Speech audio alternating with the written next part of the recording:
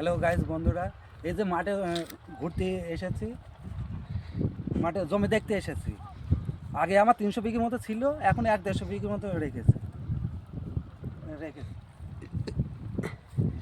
এই যে আমার জমি সব আমার এই জোনে লেবারে সব কাজ করছে।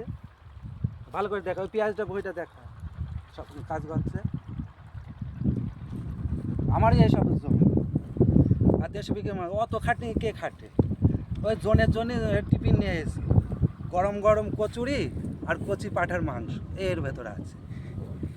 এই দুটো ঘাস কেটে নিয়ে যাব, গরুতে দিতে হবে।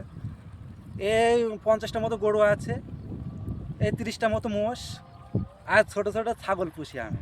ছাগলের মাংস খেতে হয় তো, তাই গোড়া 30 আছে। এই যে ঘাস কেটে নিয়ে যাচ্ছি, ঘাস না কাটলে তো বুঝতে পারছে এখনকার বউ পেদাবে, ওই জন্যই নিয়ে যাচ্ছে। আমার তো সময়ই নেই। রাখছি বন্ধুরা, ভালো থেকো, সুস্থ থেকো, অবশ্যই রাখছি।